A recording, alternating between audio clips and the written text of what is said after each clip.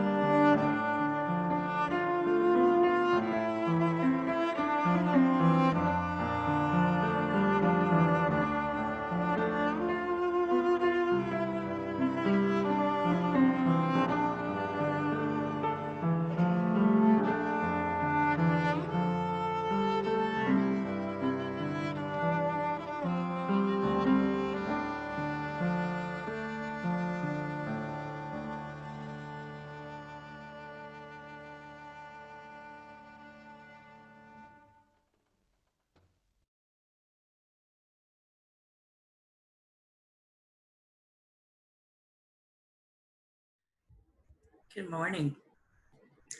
My name is Kharma, and I am honored to serve as the minister of the Unitarian Universalists of Central Delaware. We welcome you and all of who you are to this worship service, and know that our experience of this day and of this sacred time together is better because you are here. In these troubling and unprecedented times, we're so grateful for the technology that allows us to gather virtually. We affirm and celebrate that we remain a connected, vibrant spiritual community, even when we cannot gather together in person in our home sanctuary at Congregation Beth Shalom.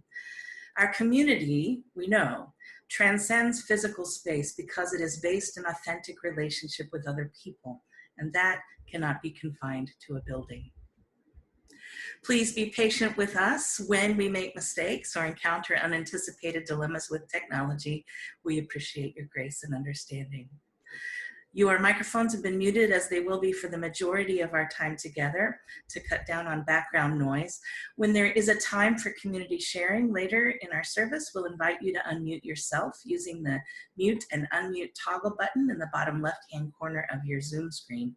And we'd like to invite all of you to stay after we've concluded the service for a virtual coffee hour when you can use voice and video to spend some time in conversation. I have just 2 announcements to highlight this morning. We are continuing every Monday in July our partnership with Mount Zion AME down the street from us in a project we're calling the Toolshed Dialogues, to engage in multi-faith, multiracial conversations about racial injustice and what we might do together to deconstruct racism and work for racial equity. We're also having our second conversation here at UUCD on the book White Fragility by Robin DiAngelo, and that'll happen today at 1 o'clock. If you're interested in either of those things, please know that you're welcome to join us. Now I invite you to take a deep breath in your own environment, and let me welcome you again to this time of worship. Whoever you are, whomever you love, wherever you've been, whatever you've done, whatever your religious beliefs are or aren't, and wherever you physically are on the planet right now, you are welcome in this spiritual community. However you move in this world, how much or how little is in your bank account or your wallet, however you are feeling in this moment, you and all of who you are welcome in this spiritual community. We are all enhanced by being together. We join our voices in a holy communion of mind and heart, dedicated to the promises that bind us in compassion one with another. In this hour, we light the flame that signals our intention to find the sacred in every living thing.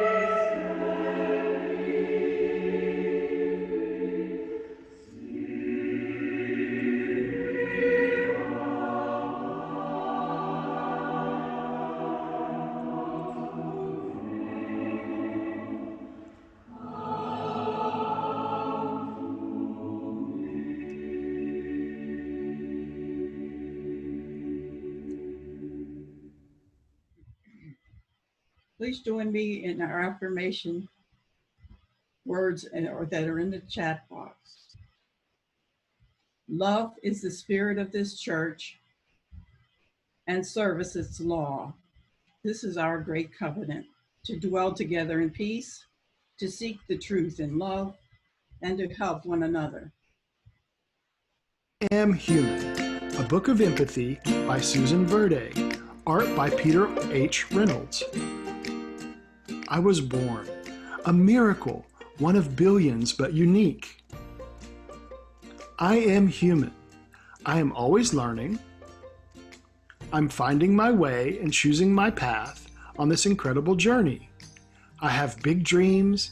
I see possibility. I have endless curiosity. I make discoveries. I have a feeling of wonder. I am amazed by nature. I have a playful side. I find joy in friendships. I am human. But being human means I am not perfect. I make mistakes. I can hurt others with my words, my actions, and even my silence. I can be hurt too.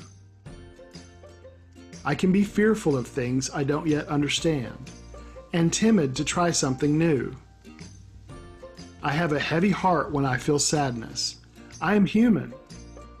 But then I remind myself that because I am human, I can make choices. I can move forward. A poor choice can become a better choice with thoughtfulness. A bad day can become a great day with kindness. I can act with compassion and lend a helping hand. I can treat others with equality and be fair. I can choose not to fight, but instead to listen and find common ground. I can say, I'm sorry, and ask for forgiveness. I am human, one of billions, but unique. I am not alone. I am connected to my friends, to my family, to the world. We are all humans together. And I will keep trying to be the best version of me. I am full of hope. I am human. Thanks. Today we want to bring news from the Unitarian Universalist Service Committee, or UUSC. It is a nonprofit, non-sectarian organization advancing human rights together with an international community of grassroots partners and advocates. We focus our work on intersecting roots of injustice to defend rights at risk due to criminalization and systemic oppression of people based on their identity. We support self-determination and defend the rights of people displaced due to climate, conflict, or economic hardships. And we respond to humanitarian crises as partners with people whose access to aid is more limited.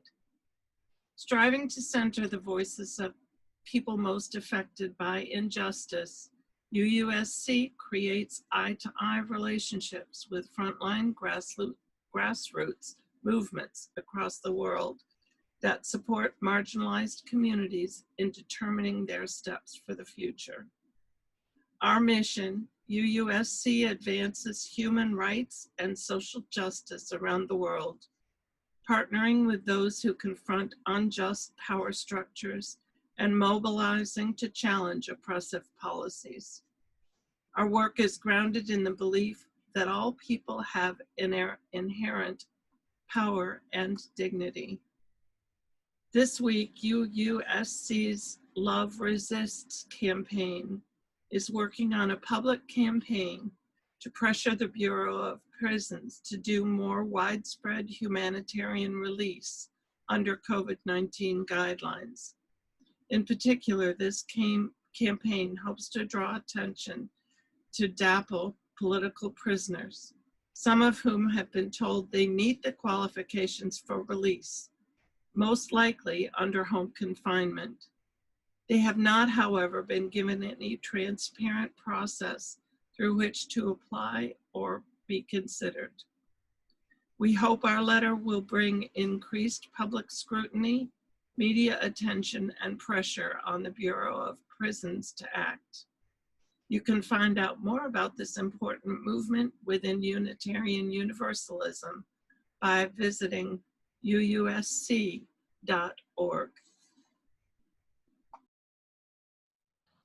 When we are physically together, We generally invite you to come forward and light a candle and share with us your joys or concerns. Today, we'll adapt this slightly and ask you to share very briefly what is most on your heart right now and light a candle in your own space. Through the action of sharing and kindling a flame, we give energy to our best thoughts, meditations, sympathies, celebrations, and prayers. We hold these as sacred in our collective hearts. At this time, we invite you to change your view to gallery view in the upper right corner of your screen so that you can see everyone who is here. And as you feel led, please unmute your microphone and share your joy or concern and light your candle if you have one.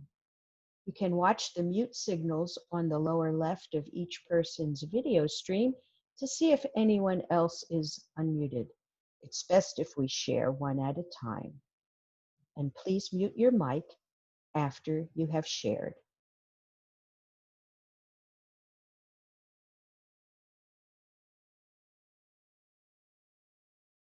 If there are no other ones who want to share, I will light one final candle. For the joys and concerns that were not spoken by those of us here, and in solidarity with others in our community who could not be with us today. A central part of our worship, in person and online, is the opportunity we all have to practice the art of generosity. Our gifts to UUCD are what allow this congregation to thrive with a common vision to nurture our spirits, build community, and change the world.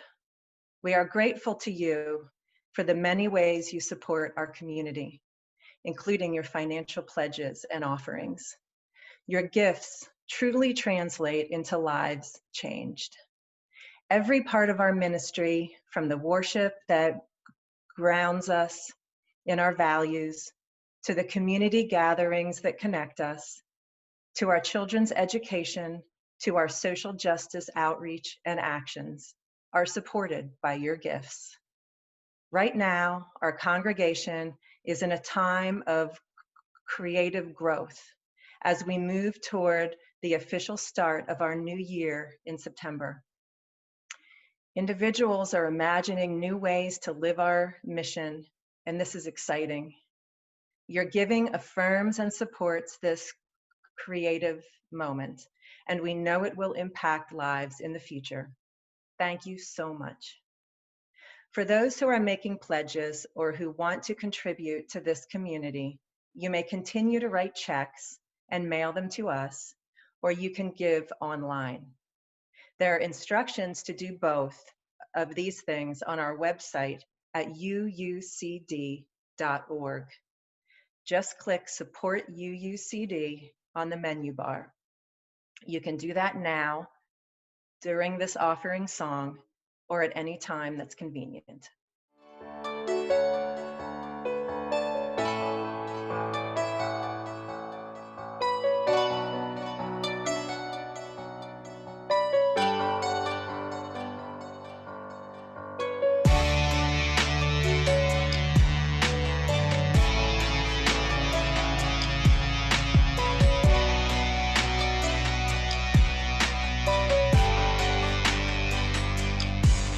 Well, my heart starts sinking and I'm thinking, what's the reason why we holding back from being kind? What's the disease? But then I sense we are fine. It'll all happen one small step at a time. When the world is full of violence and it needs a little kindness, I just sit and pray in silence, and God shows me the signs. Open my eyes, realize we are fine. One small act at a time. Last night I'm walking home and the homeless man says hello with a smile to let me know that he's got a lot of hope. He says, have faith, young man, we are fine. The world is kind. One small act at a time. Small acts we do together, even though maybe alone, changes the world for the better, so we can call it home. And this is life as we know, when our hearts are aligned, the magic that unfolds, one small act at a time. Throw your hearts up, let it fly high, let your love for all the world spread through the skies. Let it drop down, let it all go, spreading kindness to every single living soul. Can you see your love for me shining through? Cause what you see in me, I can see in you. And soon enough, you and me will be out of time, and kindness will be all we can leave behind. Yeah, feeling grateful today. Never thought this day would come where I would feel it and say that each and every one of us has paved the way doing good, and now we're all just moving up. When I'm kinda you pay it forward. This is how we build trust. Never had faith, but now I'm seeing you eye to eye. Wanna gift you my life, wanna spread love before I die. Thank you, God, for finally letting me realize when I serve man, I'm really serving you in disguise. Smiles everywhere, cause now everybody's got the bug. Ain't no life without the love. If it is, it ain't no fun. What we gonna do now? Just grab a friend and give a hug. Spread it out real wide so everyone can be touched. Throw your hearts up, let it fly high, let your love for all the world spread through the skies. Let it drop down, let it all go, spreading kindness to every single living soul. Can you see your love for me shining through? Cause what you see in me, I can see in you. And soon enough, you and me will be out of time, and kindness will be all we can leave behind.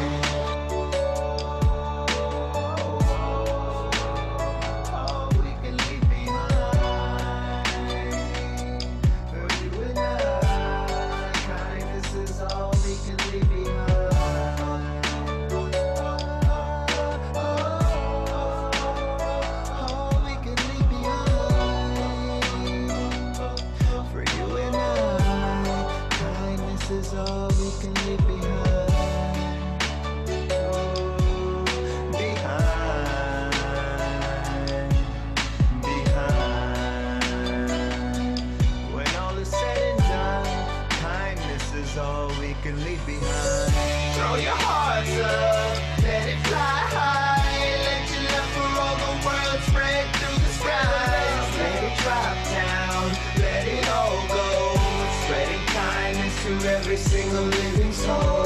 Can you see your love for me shining through? Cause what you see in me, I can see in you. And soon enough, you and me will be out of time, and kindness will be all we can leave behind.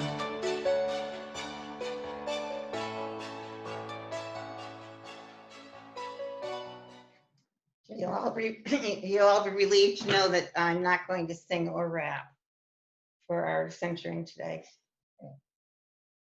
Today's centering is focused on loving kindness, and it is a loving kindness meditation.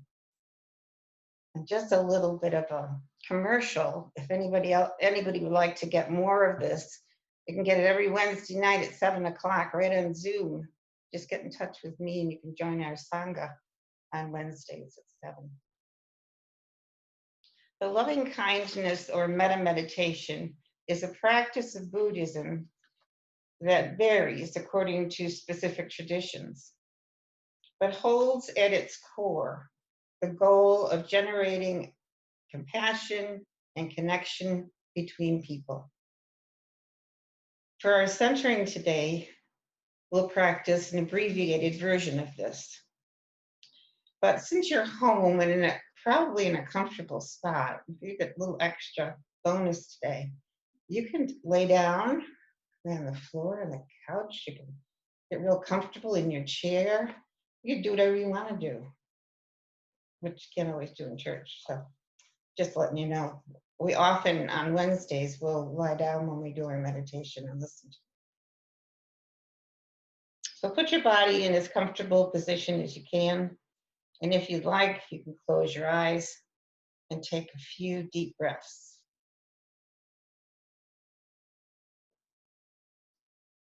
Imagine yourself experiencing complete physical and emotional wellness and inner peace.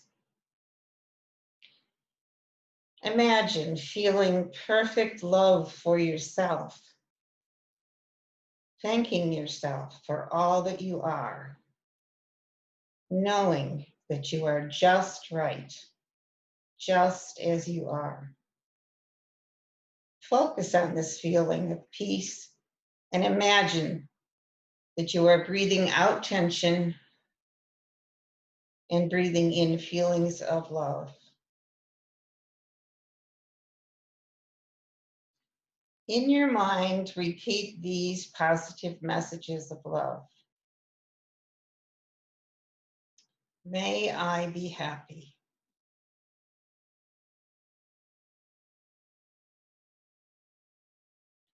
May I be safe and free from harm.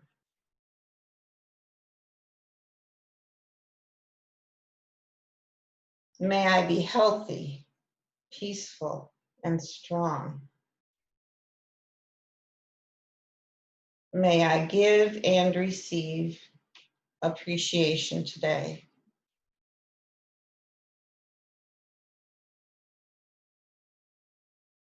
Stay with this feeling of self-compassion for just a moment.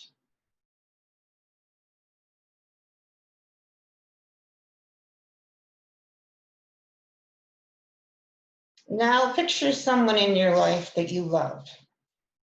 The first person that comes to mind. And focus your energy on sending them loving kindness. Repeat these same messages. May they be happy. May they be safe and free from harm. May they be healthy, peaceful, and strong. As you direct your energies in broader and broader circles, picture someone you don't know well, but have seen recently. Perhaps a neighbor that you haven't met, or an essential worker at the grocery store. Focus your energy on sending them love and kindness. Repeat these same messages. May they be happy. May they be safe and free from harm. May they be healthy, peaceful, and strong. Now picture someone in your life with whom you have a conflict. Maybe someone who has harmed you, an argumentative coworker, or a person with very different politics than yours. Focus your energy on sending them loving kindness. Repeat these same positive messages. May they be happy. May they be safe and free from harm. May they be healthy, peaceful, and strong.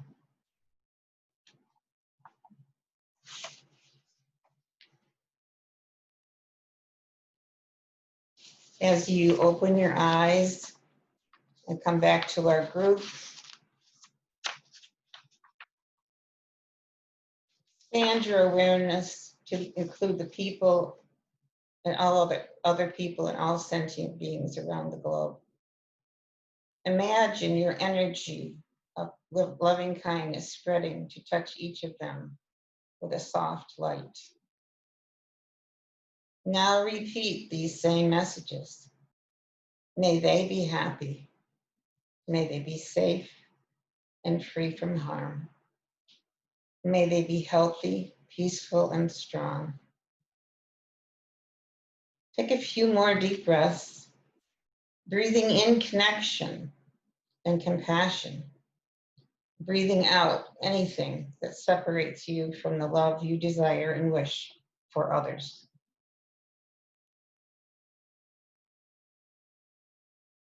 In compassion,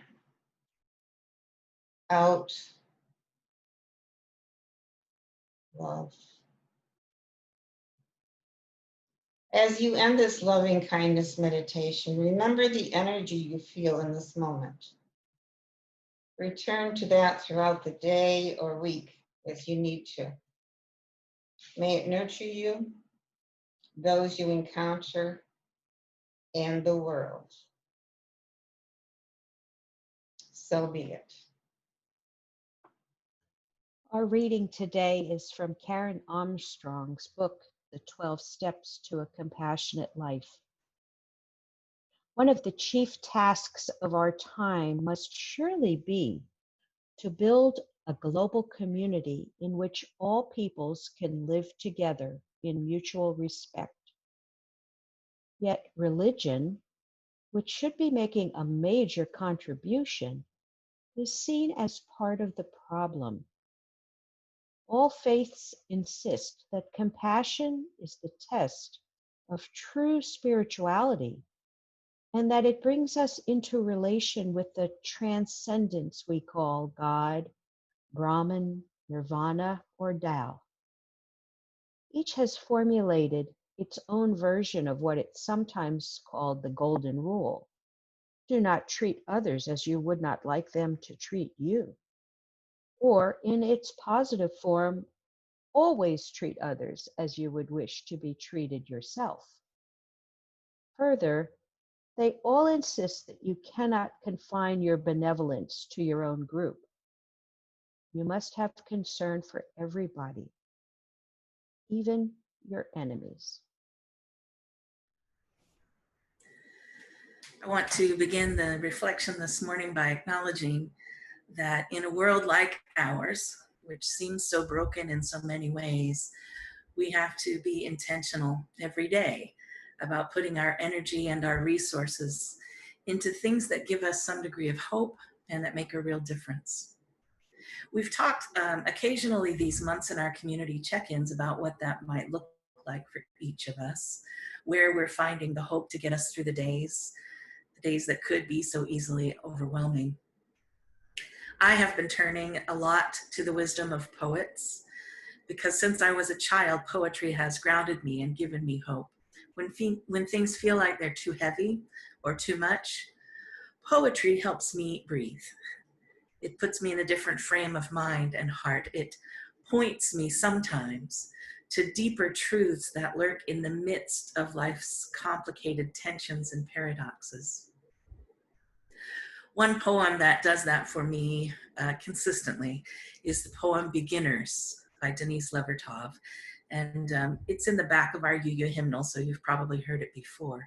I'd like to have us listen to it again this morning. Levertov writes in Beginners, "But we have only begun to love the earth. We have only begun to imagine the fullness of life. How could we tire of hope? So much is in bud. How can desire fail? We have only begun to love justice and mercy, only begun to envision how it might be to live as siblings with beast and flower, not as oppressors. Surely our river cannot already be hastening into the sea of non-being. Surely it cannot drag in the silt all that is innocent. Not yet. Not yet. There is too much broken that must be mended, too much hurt that we have done to each other that cannot yet be forgiven. We have only begun to know the power that is in us if we would join our solitudes in the communion of struggle. So much is unfolding that must complete its gesture. So much is in bud." This captures something of what I've been feeling, a weird mixture of, on the one hand, acknowledgments of the world's brokenness, the disease and dis-ease that is plaguing humankind, as well as the planet that sustains us, the extreme divisiveness between people that is fueling so much violence and obstructing collaboration to address common concerns. And, on the other hand, a sense that it is not time to give up yet. We've still only begun to mend things.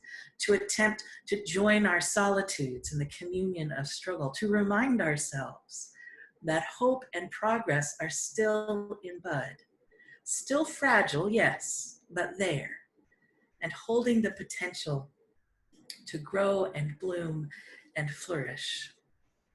Despair and hope most often live together in close proximity.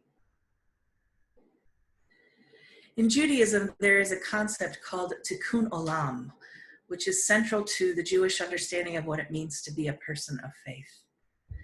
Tikkun olam roughly translates to the repair of the world. There are centuries of debate about what that might look like and what individual people of faith are responsible for. But progressive Jews generally understand tikkun olam as intentionally recreating the world, putting it back together again, so that it is more in alignment with the ways of God, or if you prefer, with sacred or ethical principles. And to participate in that recreation of the world through acts of social justice, and intentionally bearing moral responsibility for all of the people of the world instead of only for ourselves. One of the ways that can happen, perhaps the best way, is through compassion, the power of which is what I ultimately want to talk about today. Compassion. Compassion literally means to suffer together. Merriam-Webster defines it quite helpfully, I think, as sympathetic consciousness of others' distress combined with the desire to alleviate it. Religious scholar Kharma Armstrong, who founded the Charter of Compassion at the same time as she released the book Judy read from this morning, says that, quote, "We urgently need to make compassion a clear, luminous, and dynamic force in our polarized world. Rooted in a principled determination to transcend selfishness, compassion can break down political, dogmatic, ideological, and religious boundaries. Born of our deep interdependence, compassion is essential to human relationships and to a fulfilled humanity. It is the path to enlightenment and indispensable to the creation of a just economy and a peaceful global community." It's the end of the quote. She argues persuasively that not only is compassion the path to enlightenment, but that it holds the potential to repair the world. Now, the really good news, at least to me, is that learning to cultivate compassion in ourselves and in our interactions with others can start and be maintained by very small steps.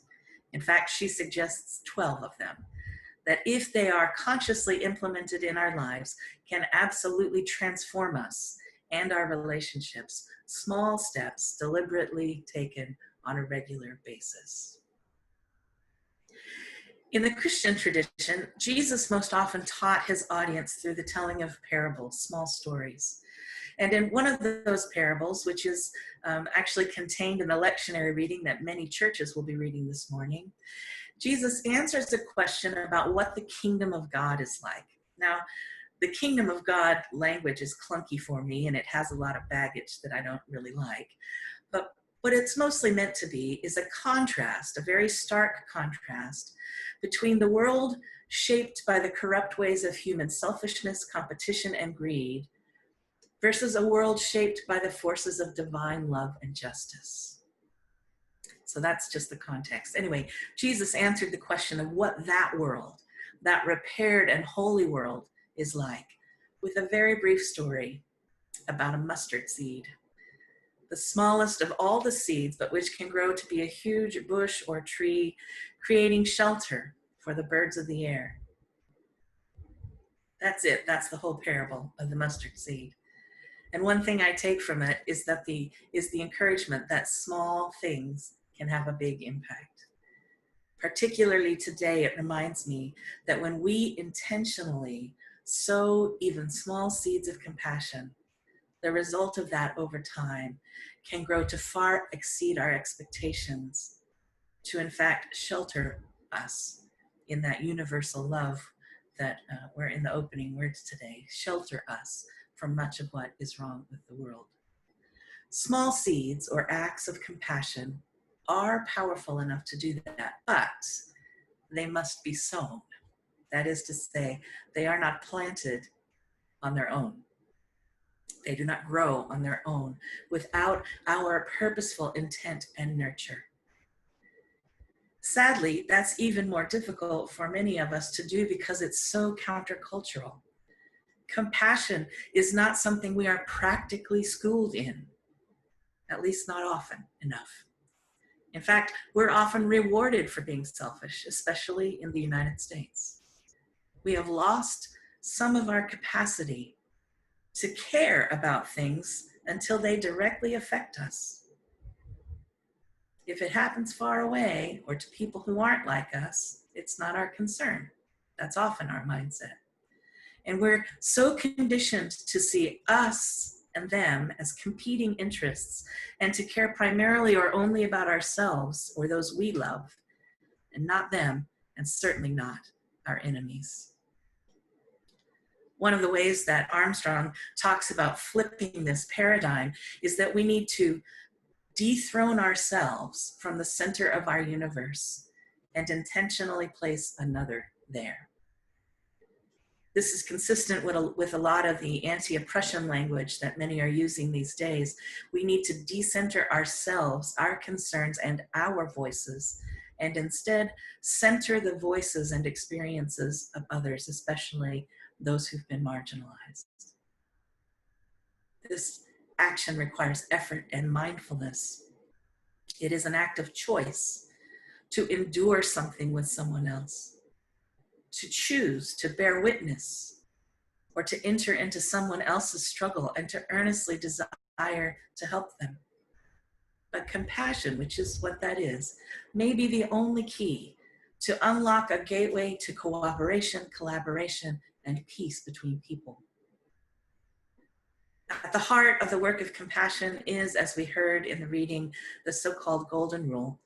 Don't do to others what you wouldn't have them do to you, or spend positively. Always treat other people the way you want to be treated.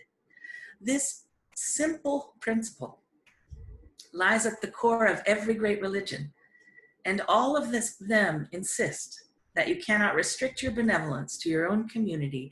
You have to put it into practice for everyone, even your enemies, for it to be the transformative force that it can be. Now, I just said this rule was simple, but simple should never be confused with easy. In fact, I don't know of anything that requires more sustained effort than to have compassion for one's enemies. It's hard enough to be compassionate with ourselves and our friends. I have a sign on the wall in my office that sometimes, when I bother to read it, reminds me to cultivate compassion for others. It's a quote attributed to the ancient philosopher Philo of Alexandria, and it says simply, "Be kind, for everyone you meet is fighting a great battle." And of course, that is true. I don't know anyone who isn't waging some kind of war inside. I don't know anyone who doesn't have some kind of struggle that causes them pain. And if I remember that, maybe, just maybe, I could try to be kind. Kindness is an act that flows out of compassion. And that kindness might look like me trying not to make the problem worse for people who are suffering, or I might progress to trying to actively ease that suffering. In my experience, the more you know someone, the more you come to understand the events that have shaped them and the source of their deepest insecurities, fears, and pain. Sometimes those with whom we have established relationships of trust are willing to risk being vulnerable with us. We might hear the stories from their life when someone said something to them that was unkind or even abusive. And we might see how even decades later, they have developed some kind of armor or defenses by which they try to shield themselves from that pain. Sometimes we can see in ourselves the way that we overcompensate or altogether avoid situations that remind us of our past hurts. In this way, we know that very small seeds of unkindness can indeed take root and grow to become large forces in our lives and in our relationships. And one way that compassion functions is to unite us as people in those places of pain, even if they're different. Because we all have them, all of us, even those we would consider the most hardened or obstinate or annoying, have sore spots within them that they've been protecting or unsuccessfully trying to heal over the course of their lifetimes. If Philo was right, if we remember that and focus on the fact that others are hurting whether they show it or not, it might help us remember to simply be kind and compassionate. I was listening to a podcast from NPR's Ari Shapiro this week. It was recorded a couple of months ago, and it was an interview with Cheryl Strayed, the author of the book Wild. And they were talking together about how much the world has changed during this time of pandemic, when people are literally suffering together. Specifically, they were focusing on the stories of unexpected kindness and compassion that people around the nation had called in to share. One woman talked about a retired neighbor who took up home gardening, and in the inner city where he lived, grocery stores weren't offering curbside pickup or delivery in those early days, so he delivered tomatoes from his plants to the people in his building, just giving a bit of freshness that they wouldn't have otherwise had. Another woman talked about her 3-year-old daughter who didn't have a park to play in for so many weeks. Her neighbor, an elderly man whose wife had just died before all of this new reality started, created a park in his own backyard. He made a sandbox and put up a swing set, brought out toys from his kids from the basement from years ago, just so her child would have a place to play. And when they spent time there, it helped all of them. He was lonelier than ever before, and while she played, they were able to talk and listen to stories. There were countless stories of people sending uplifting messages, kids who put up signs on their doors or in their windows to encourage their neighbors to smile, have hope, and take courage. People going out to their neighborhoods and chalking sidewalks or streets with positive thoughts. One of the most poignant stories for me was from a woman whose mother died in April, and she and her brother weren't able to be with her because of the lockdown.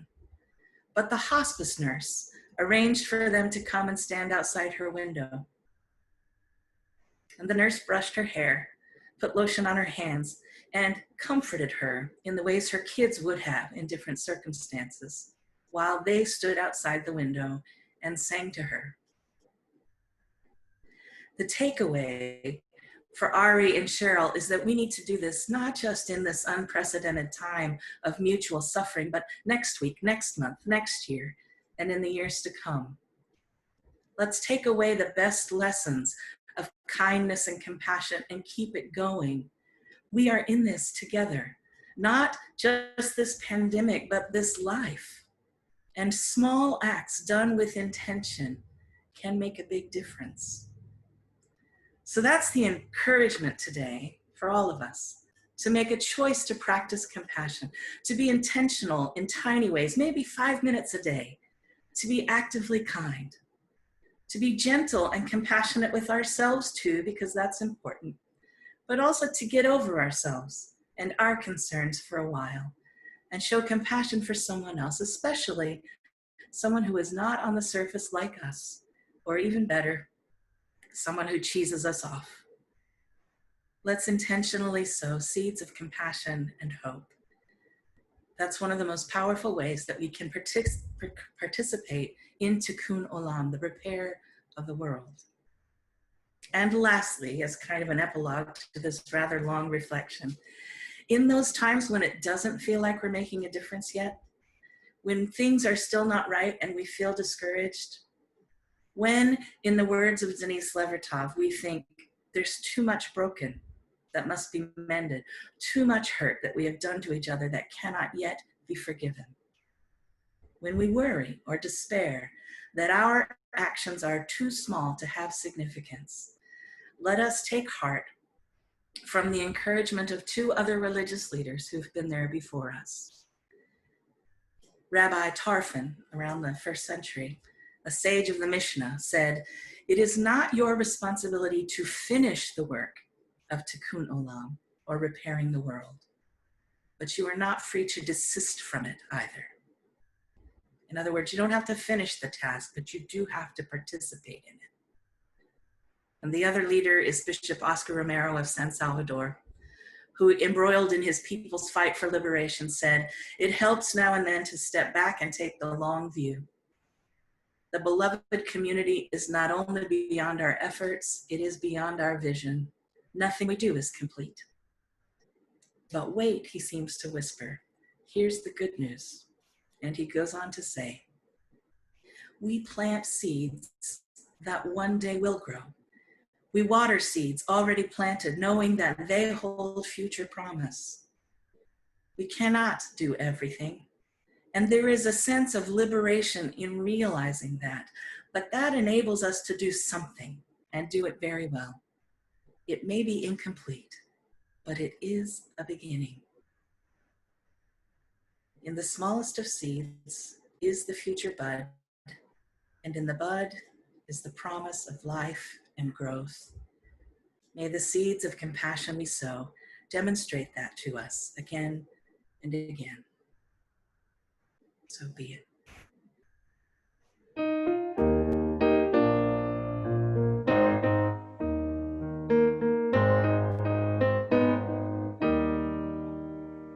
When our heart is in a holy place, when our heart is in a holy place, we are blessed with love and amazing grace. When our heart is in a holy place, when we trust the wisdom in each of us, every color, every creed and kind, and we see our faces in each other's eyes.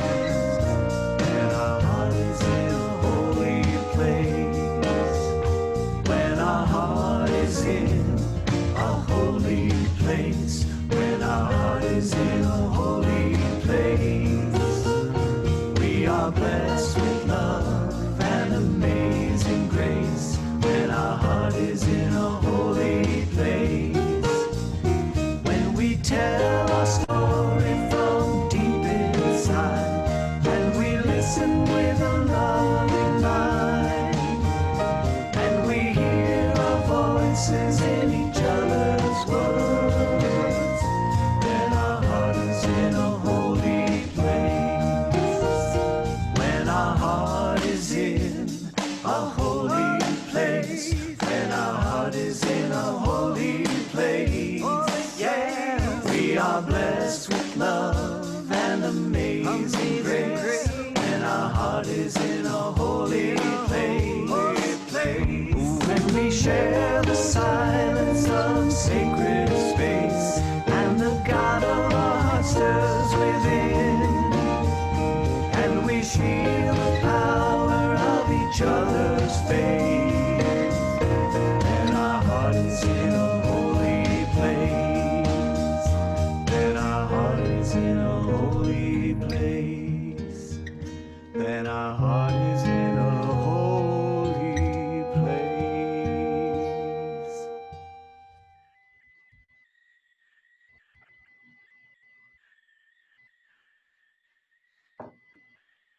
We extinguish this flame, but not the light of truth, the warmth of community, or the fire of commitment.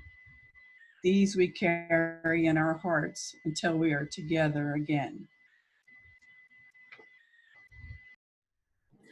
As we go forward into this frightening, exhilarating, confusing, miraculous world, may we offer our comfort to the afflicted, our love to those who are lonely, and our wish for all to be safe. Our virtual worship has ended, but our connection to one another and the earth endures. Go blessed to be a blessing for others. Go in peace.